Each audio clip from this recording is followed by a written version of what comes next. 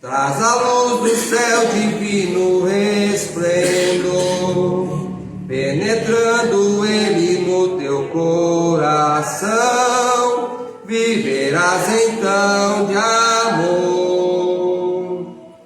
Deixa penetrar a luz, deixa penetrar a luz, que a formosa luz de Deus fulgure em ti, e serás feliz assim. Se alegres por isso a mansão sem par, ó, enfrenta as trevas que vão se afastar, que a formosa luz de Deus fulgure em ti, e serás feliz assim. Deixa penetrar a luz, deixa penetrar a luz, que a formosa luz de Deus fulgure em ti, e serás feliz assim. Amém, Jesus. Vamos ficar de pé mais uma vez, irmãos. Vamos estar recebendo o nosso pastor Ronaldo, que estará com a direção do culto nesta noite.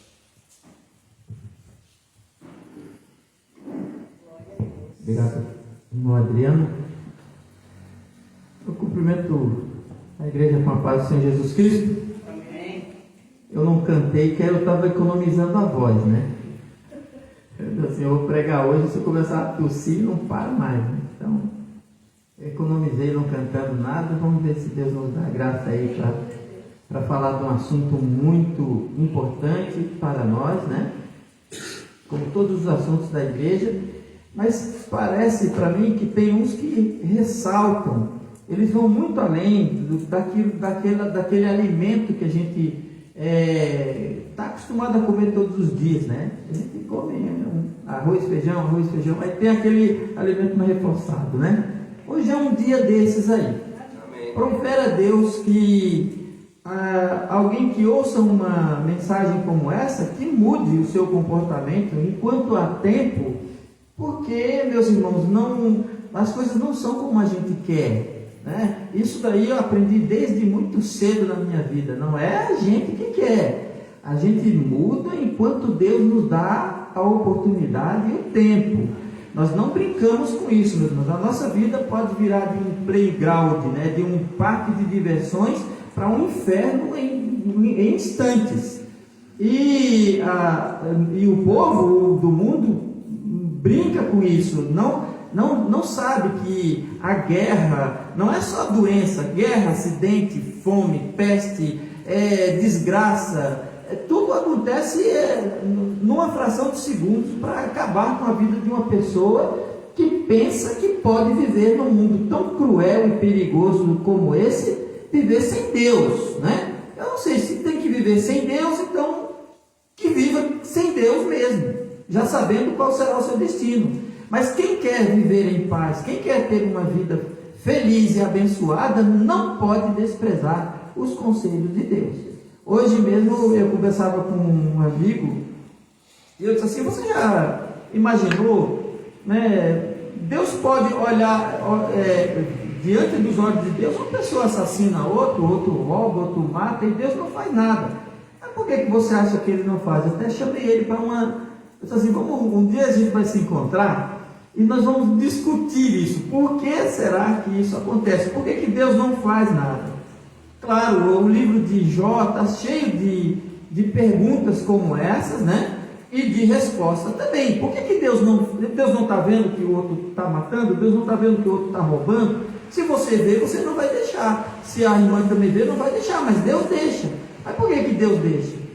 Aí hoje, enquanto eu estava fechando a loja, me ocorreu uma coisa que eu não posso nem deixar para falar depois, senão eu me esqueço, né?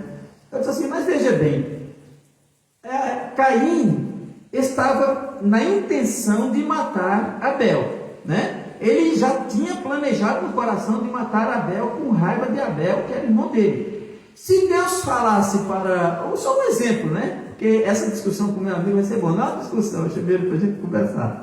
Ele é muito conversador.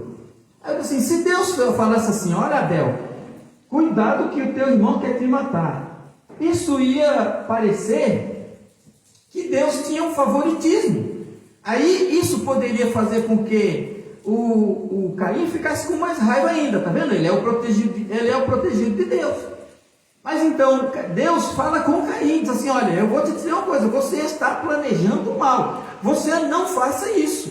Então, você está planejando matar seu irmão, eu sei o ódio que você tem dentro do seu coração, eu vou avisar para você, não faça isso. Se você não se arrepender, o pecado está à porta. Então Deus avisa, Deus não intervém, Deus não nos impede de fazer o que é bom, nem nos impede de fazer o que é mal, mas Ele nos diz, não faça, porque a responsabilidade é sua. Pois Caim foi lá, Abel foi indo para o campo, ele foi atrás e foi lá e matou o irmão dele. Mas aí os irmãos sabem como é que Deus age, Deus nos avisa. Deus não intervém, meu irmão, Deus só intervém na nossa vida através da oração. Irmãos, a nossa vida, nós somos livres, fazemos da nossa vida o que quiser. Mas quando nós abrimos a porta, renunciamos a nós mesmos e dizemos, Senhor, a minha vida eu entrego nas tuas mãos, me guia, me dirija, me orienta, aí muda tudo. Porque você vai ser guiado e dirigido por Deus. Deus não vai se intrometer na tua vida. Você tem que entregar a sua vida a Deus para que Ele possa te dirigir pelo caminho da paz e da felicidade. Deus não vai toda hora estar dizendo, não escolhe essa cadeira, escolhe aquela. Deus não fala, você escolhe o que você quiser. Quando você chegar lá em casa, meu Deus, eu me arrependi. Por que não perguntou antes? Por que não buscou a minha ajuda? Porque eu não vou interferir na sua vida. Você é livre, você faz o que você quiser. Agora, um dia você paga por tudo que você faz. Porque você é livre. E a liberdade traz essa responsabilidade, não é? No livro de... Só que eu tenho que falar com mais calma, senão eu não vou conseguir nem terminar a mensagem. 1 Timóteo, no capítulo 3. Primeira epístola a Timóteo, no capítulo 3, e no versículo 14 e 15.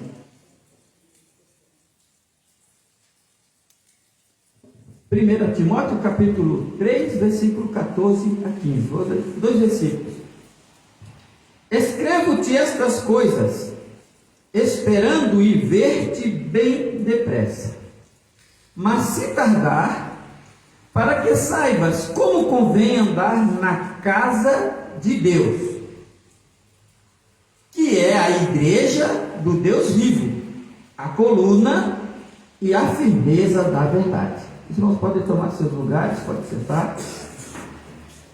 Eu vou deixar esse rascunho aqui aberto, apenas eu não vou ler, mas como eu preciso me orientar um pouco aqui para não perder esses assuntos.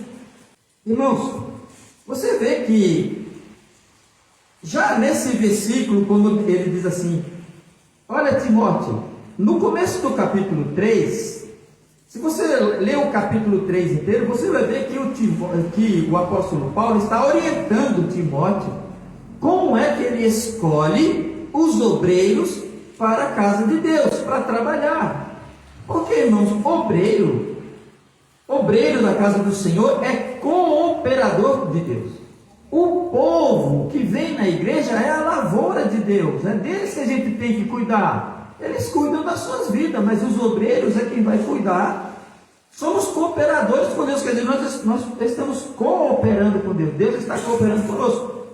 Todos nós somos cooperadores, somos trabalhadores. As pessoas que trabalham na igreja, que estão na igreja, que ocupam cargos, eles estão trabalhando para Deus. O Senhor está trabalhando com eles para salvar o mundo e para cuidar daquelas pessoas que Ele traz para dentro da igreja. Nesse versículo tem uma palavra que diz assim, ele explica aquilo, explica isso e diz assim, Timóteo, eu vou te ver depressa, mas se eu tardar, eu quero te deixar como tu deve fazer, como é que se anda na casa de Deus. Na casa de Deus. Olha, eu tenho visto tanta coisa, e é disso que nós vamos falar isso, né? Falar nessa noite. Não, a casa de Deus não tem casa. A casa de Deus era o templo lá de Jerusalém. Não é isso que o Paulo está dizendo. Quer dizer, o templo de Salomão não existe. Agora a gente pode adorar a Deus aqui e ali. Sim, tudo isso tem um sentido, mas não quer dizer que a igreja não seja a casa de Deus. Ele está dizendo assim, para você saber como é que anda a casa de Deus. Se anda na casa de Deus. Onde é a casa de Deus? A igreja do Deus vivo. Não é o templo de Salomão, não é o templo dos judeus, é a igreja que Jesus Cristo criou aqui na terra, que é a casa e a morada de Deus em espírito. É aqui, na casa de Deus. Em cada igreja, onde tem uma igreja, é a casa do Senhor. É a casa do Senhor. Então nós vamos desvendar ou desmantelar um monte de mentiras que se andam dizendo por aí e afastando cada vez mais o povo para o mundo, afastando de Deus. Não, Jesus diz assim, quem comigo não ajunta, espalha. Se você vive para criticar a igreja por causa disso, por causa daquilo, você não está ajudando em nada, você está trabalhando para o diabo. Porque se a gente está num lugar que não presta, que não atende às nossas necessidades, a gente sai de lá, mas não fica detonando aquilo.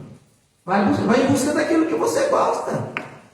Você não precisa ficar detonando, acabando, porque, afinal de contas, o livro de Apocalipse fala de 7 igrejas. Ali era como se fossem denominações. Todas aquelas 7 igrejas foram reconhecidas por Cristo como igreja dele, porque ele estava lá dentro. Eu estou aqui, eu sou aquele que tem os olhos de fogo, que estou te olhando, em todas as 7 igrejas ele estava.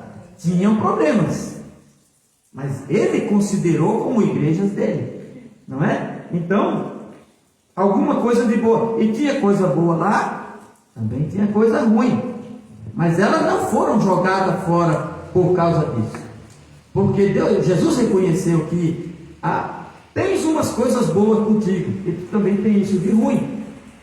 Então não é assim, né? Ficar combatendo a obra de Deus, a igreja de Deus com mentiras e com engano, se aliando ao diabo, não é uma coisa muito boa, não. Irmãos, eu não tenho medo de nada, mas quando eu penso em Deus, eu estremeço dos pés à cabeça, porque Ele é grande. A Bíblia diz que os decretos de Deus são imutáveis, são eternos. Uma palavra, quando sai da boca de Deus, é que nem uma pedra, ela não volta vazia. Deus é grande. Não há quem se ponha diante de Deus. Tem muitos crentes achando que quando a gente morre, a gente vai direto para o céu, chega lá. Você sabe como é que eu imagino o céu? Você sabe que, para começar, nós não podemos morrer aqui, né? Nós não podemos morrer e direto, Senhor, na presença de Deus. Não é assim, você bem queria que fosse assim. Você não vai nem talvez na frente do prefeito você faça isso, mas na presença de Deus não é assim.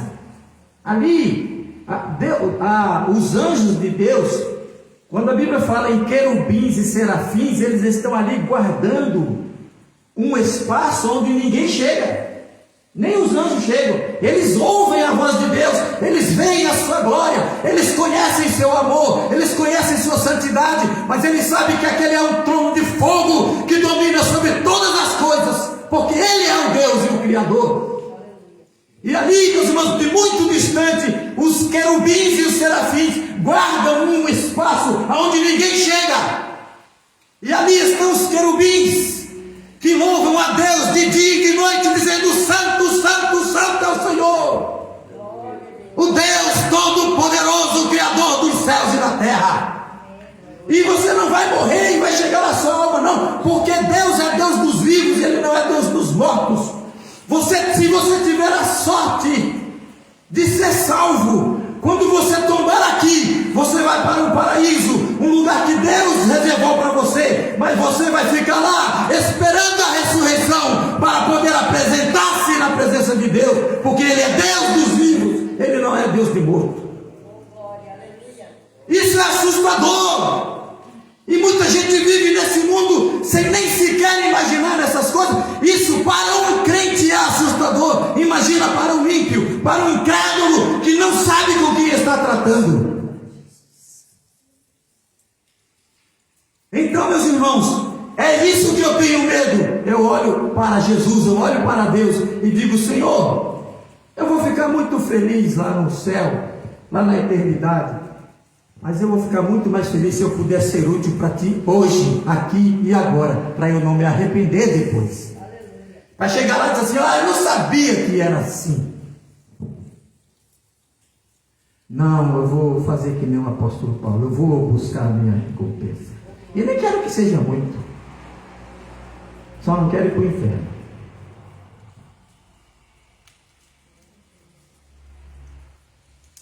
Então, para começar, ele está chamando a igreja de a igreja do Deus vivo, comprada com o sangue de Jesus Cristo. É a igreja de Cristo. O mundo, meus irmãos, está cheio de coisas esquisitas, coisas que estão passando despercebido para a maioria das pessoas. Esse negócio de falar de identidade de gênero, de homem, de mulher, de casamento gay, isso já é coisa do passado. Isso daí já não assusta mais, isso aí nem choca mais nada. A humanidade está abrindo as portas para os demônios. Tem homem querendo virar cachorro, outro querendo virar cavalo. Existem cidades na Europa onde dia de sábado e de domingo homens e mulheres fantasiados andam de quatro na rua sendo puxados por uma coleira. Irmãos, coisas mais esquisitas, mais absurdas. Aí você pensa que é uma moda? Não. Pelo amor de Deus, se isso fosse moda, não teria entrado tanta coisa ruim no mundo que a gente achava que ia passar, mas não. Veio e ficou pior. E agora diz: não, eu nasci para ser gato. Eu sou um gato, quero ver que não é um gato, quero ver que não é um cachorro, quero ver que não é uma coisa. Porque na internet tem muita mentira, muita coisa, então a gente não sabe exatamente o que é de fato, né? Mas algumas coisas são verdadeiras. Você procurando, você vai e diz: não, isso é verdade. Na Finlândia tem uma mulher que já recebeu o nome de a mulher cavalo. Uma coisa que eu vi, ela anda só de quatro, ela mora meio que num sítio e tudo mais, e diz que é um cavalo. A gente sabe que, assim, daqui a alguns, e os médicos já falaram, daqui a algum tempo ela vai querer se levantar, ela não vai conseguir, ela vai ficar encurvada, vai ficar com um problema na coluna. E aí, meus irmãos, é tanta coisa esquisita. Vocês já ouviram falar dos tais bebê reborn? Pois é. Agora, outra febre. Você pensa que é brincadeira, mas não é. Isso é coisa do diabo. Irmãos, ele afeta a mente e o comportamento da pessoa. Satanás, quando toma conta do homem, bom, nós já sabemos da degeneração moral da humanidade desde o começo, né? A humanidade, meus irmãos, ela não progride, ela regride moralmente. Ela progride na ciência, ela progride no conhecimento, ela progride em tudo, mas moralmente ela só regride, ela só vai voltando atrás. De gente vai virar animal. Né? Onde está a evolução do homem que dizia: não, o homem nasceu disso, nasceu daquilo e evoluiu o seu homem? Não, se fosse assim, você hoje seria um anjo. Mas não, agora estão virando cavalo, estão virando boi, estão virando cachorro, estão virando gato. Então está regredindo. Então, mas moralmente é assim mesmo. Eles regridem. E aí tem adultos imitando crianças, vivendo como fosse criança, vivendo de berço como criança, porque diz que é uma criança. E não é doente mental, não. Isso é coisa do diabo, invenção de Satanás. Né? E depois e todas essas coisas, irmãos, amanhã ou depois estão aqui sim. Isso começa nos países mais ricos, porque lá as pessoas são ricas, não tem o que fazer na vida, ficam entediados da vida, não tem o que fazer com dinheiro, não tem o que fazer com nada. Eu duvido um aqui dizer para a mãe assim: eu vou virar cachorro, vou ficar aqui. Então tu vai morrer de fome. Vai morrer de fome, porque eu não vou te sustentar aí. né? Mas lá não, gente rico, pode ficar sem trabalhar, passar o dia na praça, passeando para cá, comendo, bebendo, aí tu não trabalha não. Quer dizer que tu age como um cachorro, mas não sai do TikTok? Eu não vejo cachorro mexendo na internet. É maravilhoso, vai ver quanto é que tem de like.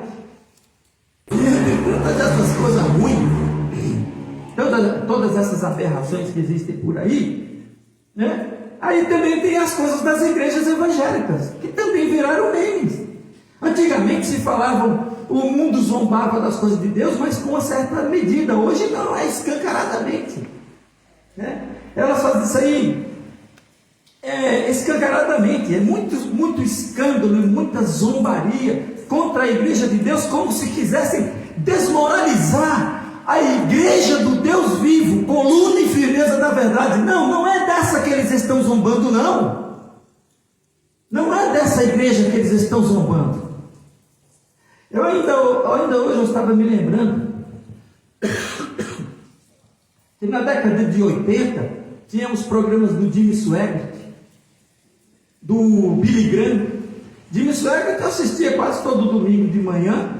Acho que domingo, sábado de tarde ou domingo de manhã passava Jimmy Swaggart. E também Billy Graham, esses homens foram passando, né? E atrás dele o que a gente viu? Um show de horrores. Depois os programas de televisão, meus irmãos, que eram aqueles programas de pregação da palavra de Deus, das igrejas, aí vem uns lixos aí, uma coisa que não tem cabimento. Para os irmãos terem uma ideia, que desde o aparecimento daquele programa do Agenor Duque, que não é igreja, aquilo lá está mais para a banheira do Gugu, ou sei lá o que, falando línguas estranhas, né? E falando as línguas estranhas e tudo mais, e depois daquilo, então todas as igrejas falsas botam coisas na internet, falando línguas estranhas, inventando, mentindo, servindo de chacota, de vergonha, envergonhando a igreja, escandalizando o povo de Deus, falando línguas estranhas. Irmãos, uma igreja para ser verdadeira, eu vou dizer uma coisa para vocês, e aí todo tipo de loucura, né, foram fazendo ali.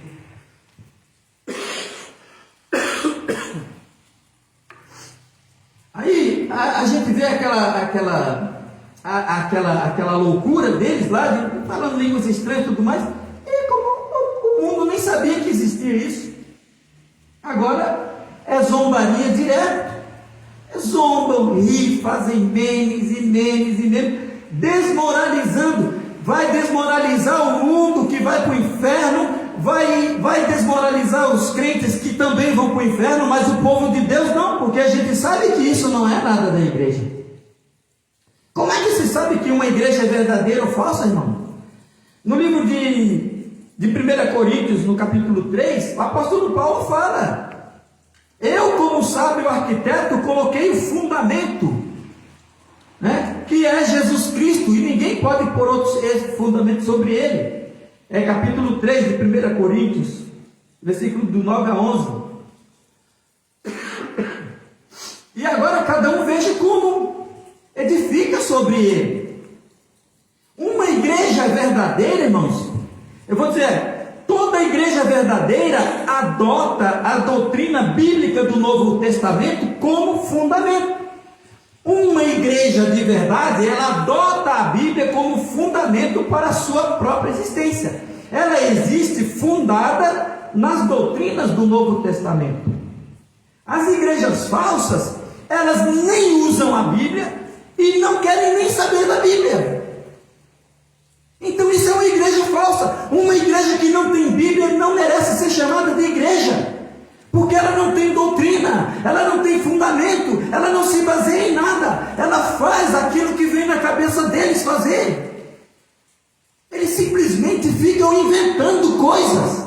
Quando você vai numa igreja onde os crentes não levam a Bíblia, você está indo para o inferno. Você sabe muito bem onde você está entrando, porque uma igreja verdadeira, ela é fundada na doutrina dos apóstolos e dos profetas do Antigo Testamento e dos apóstolos de Jesus Cristo. Se uma igreja, meus irmãos, que fica, se tem crente que apoia esse negócio de línguas estranhas falado por tudo quanto é lado, pelos cotovelos aí, está muito errado. Sabe por quê? Porque a Bíblia diz, se eles tivessem uma Bíblia, eles iam saber que as línguas estranhas são sinal para os crentes e não para os incrédulos.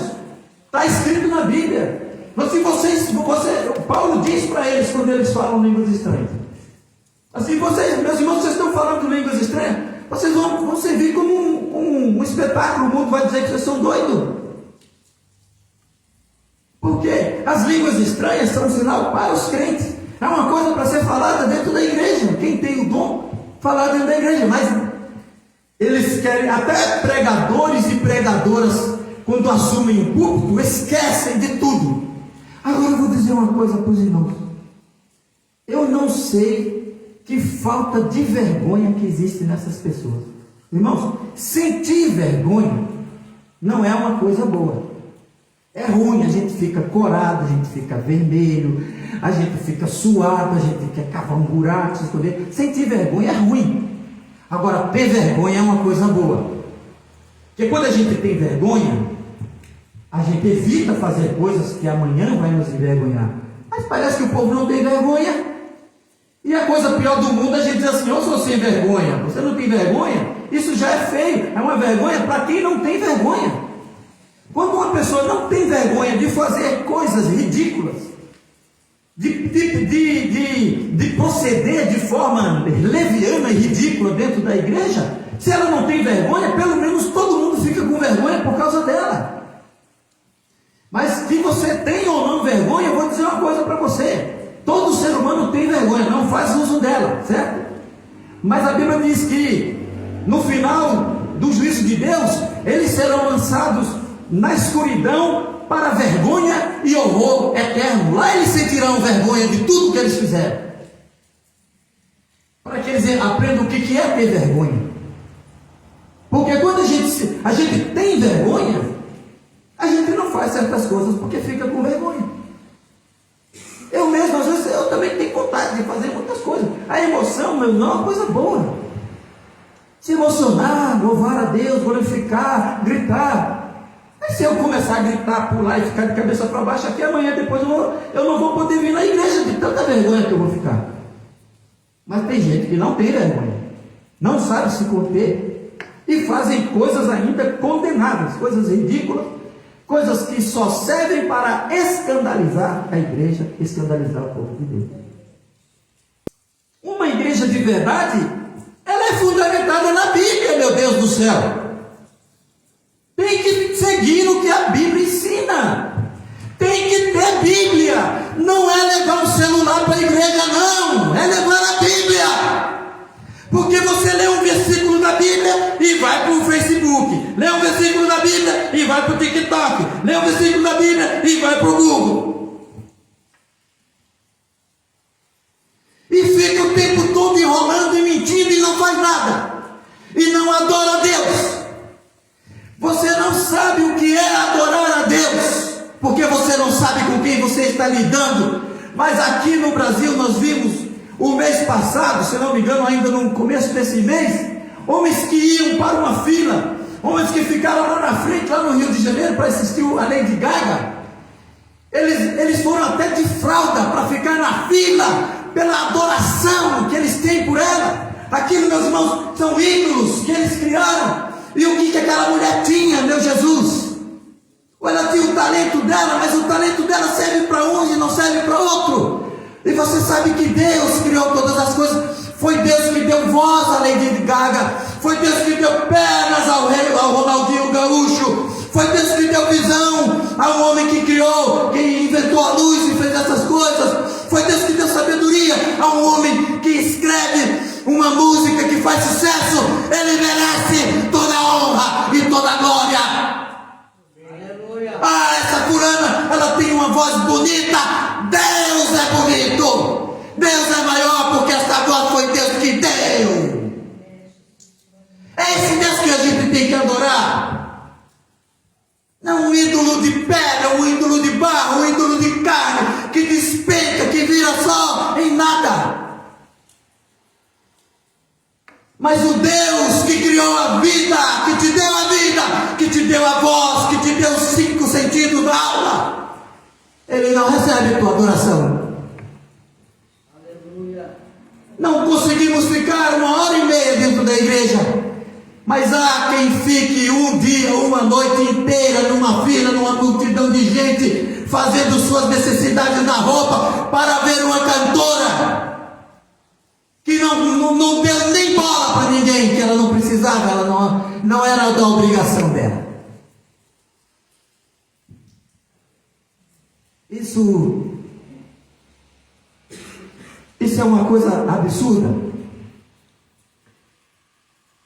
Agora eu digo para vocês, criticar as igrejas, você não pode fazer isso. Se você olhar para o livro de Apocalipse, alguém diz assim: olha o que está acontecendo com a igreja. Aí se vê alguém dançando música de macumba, olha o que estão fazendo com a igreja. Aí se vê um profeta recateca, teca, teca, teca lá, teca cá, olha o que está acontecendo com a igreja. Lê a Bíblia. Vê se lá na Bíblia tem recateca, teca, taca, teca, taca. Vai lá ver se tem isso lá. Onde é que acharam isso?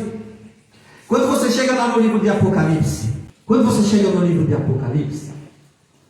você encontra 2 mulheres, né? 2 mulheres que são... Quando você olha no livro de Apocalipse, você tem 2 mulheres simbolizando. Uma montada numa besta, chamada de a grande prostituta, a mãe das abominações da terra. E na outra tem uma outra... E a outra mulher, ela é representada por uma cidade, pela Nova Jerusalém. Aquela é a virgem, a mulher do Cordeiro, a noiva do Cordeiro. A Bíblia, sabe o que a Bíblia chama dela? Santa, pura, imaculada, sem mácula, sem mancha. Porque o povo de Deus é especial e zeloso de boas obras. Isso é o povo de Deus, é o povo que é dele. A igreja de Cristo é pura, é santa, é imaculada. Para Deus ela não tem mácula, não tem mancha, não tem pecado, porque o sangue de Jesus Cristo nos purifica de todo pecado pela fé que nós temos e depositamos nele. Nós depositamos a nossa fé, a nossa confiança em Jesus Cristo e acabou a história. Agora, se essas igrejas, elas são filhas desta Babilônia de confusão, será queimada no fogo. Será que existe algum crente no meio delas de verdade? A Bíblia diz, se existe, ele diz assim: sai dela, povo meu. Saia, porque se você não sair dela, você sofrerá o mesmo castigo. Você também sofrerá as mesmas consequências. Então, meus irmãos, se existem uma igreja verdadeira e uma falsa, o que tanta gente anda aí só procurando escândalo na igreja? O que essas pessoas estão fazendo que não pregam a palavra de Deus? E deixa cada um fazer o que é errado para lá? E por que ficar fazendo essa confusão? Se todos nós um dia compareceremos lá diante de Deus para dar conta ao Senhor. Irmãos, aqui eu botei assim, porque para Deus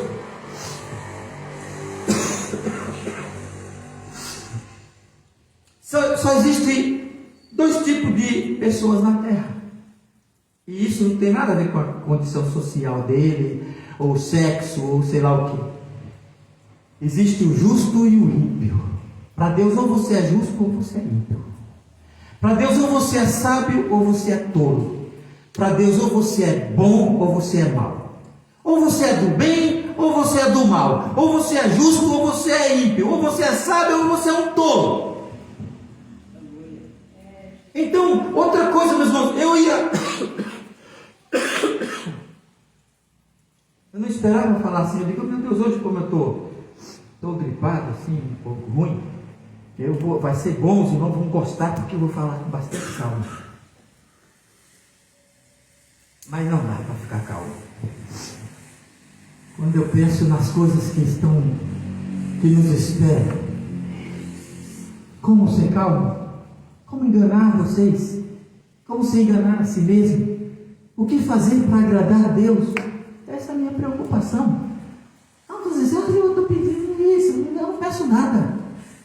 Eu digo assim, meu Deus, eu quero saber como é que eu vou me comportar quando chegar diante de Ti. Não quero me afastar envergonhado. Não quero ficar atrás dos pilares ali me escondendo. Eu quero ter a consciência limpa de que eu fiz o que eu tinha que fazer. E ainda hoje eu disse para minha esposa, a gente vive bem. Quando a gente tem paz com Deus, quando a gente corrige nossos erros, quando a gente lê a Bíblia e coloca em prática. Agora é uma invenção, é tanta mentira, tanta profecia falsa. Receba daqui, receba dali. Hoje Deus vai dar a tua vitória. Deus não desiste de você nunca. Aonde você leu isso? Quem te ensinou isso? Uma igreja que fala isso, um crente que fala isso, nunca leu a Bíblia. Porque Deus vira as costas para quem vira as costas para Ele. Há um tempo para todas as coisas. E Deus nos dá um tempo para se arrepender. A Bíblia diz que Deus envia a sua palavra e espera que o homem se arrependa. Se ele não se arrepender, ele afia a sua espada e entra em juízo com ele, como ceifando da sua vida. Mas a gente está cheio de mentiras. E toda essa gente doida mesmo, eu digo doida, que não lê a Bíblia, fica o tempo todo pregando por aí e por aqui, e profetizando, e falando, e enchendo o mundo de gente mais tola e piores do que ele, porque Jesus já dizia isso. Ai de vós, fariseus hipócritas, que percorreis os céus e a terra para fazer um prosélito, e depois de vocês converteram, faz com que eles sejam 2 vezes mais dignos do inferno do que vocês.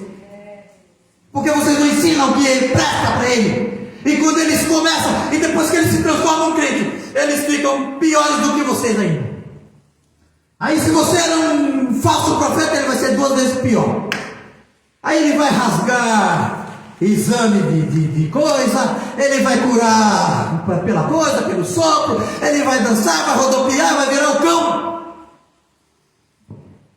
E sua mente estará vazia, seu coração estará vazio, sua vida estará vazia, você terá uma vida inútil. E nunca experimentou o que é viver com a graça de Deus dentro da tua vida. O gozo, a paz e a felicidade de viver em paz e em comunhão com Deus. Que isso é o que importa. Então, meus irmãos, quando lá no livro de Apocalipse, para terminar, Jesus fala daquelas igrejas, aquelas eram igrejas que ele reconheceu como deles. Existem escândalos? Existem. Todos esses escândalos aí, cada um vai pagar pelo que fez. Falsos pastores, lobos devoradores, homens cruéis, malignos. E afinal de contas, na continuação, no capítulo 4, é o que diz aqui. Você já leu no capítulo 4? Nós estamos lendo no capítulo 3, né, de Timóteo, né? Mas no capítulo 4, que é a continuação, você não precisa nem abrir, nem virar a página. O apóstolo Paulo diz assim: mas o Espírito expressamente diz que nos últimos tempos apostatarão da fé, quer dizer, darão volta, virarão as costas, deixarão de ser crente. Muitos deixarão de ser crente, dando ouvidos a espíritos enganadores e a doutrinas de demônios, pela hipocrisia de homens que falam mentiras, tendo cauterizado a sua própria consciência. Esse é o tipo de pessoas que está arrebanhando multidões. Arrebanhando multidões. Homem prometendo-lhes liberdade ao povo, sendo eles mesmos escravos da corrupção. Mas a Bíblia diz assim: ai deles, é o que a Bíblia diz. Portanto, meus irmãos, a igreja de Jesus Cristo está firme e forte. É pouca gente, por quê? Porque o caminho é estreito, a porta é apertada e são poucos os que se salvam. Isso também é um sinal. Um sinal positivo de uma igreja verdadeira é uma igreja que caminha, é uma igreja que sofre, é uma igreja que anda com poucos, porque são poucos os que se salvam, porque são poucos os que acham essa porta. E porque espaçoso é o caminho e larga é a porta que conduz à perdição, e muitos são os que entram por ela. Então que Deus tenha misericórdia de nós. Lembre-se que essa é a mensagem. A igreja de Jesus Cristo é a casa de Deus. Aonde estiver 2 ou 3 reunidos no meu nome, ali estarei eu no vosso meio. É ali, aonde tem 2 ou 3 juntos, em nome de Jesus Cristo, lendo a Bíblia, estudando, ali o Senhor está no meio dele. Se Deus está conosco, não temos o que temer. Amém? Vamos colocar de pé? Vamos orar a Deus? Eu vou pedir para o Adriano dar a volta ali, dar uma pausinha ali. E quero agradecer pela presença de todos vocês.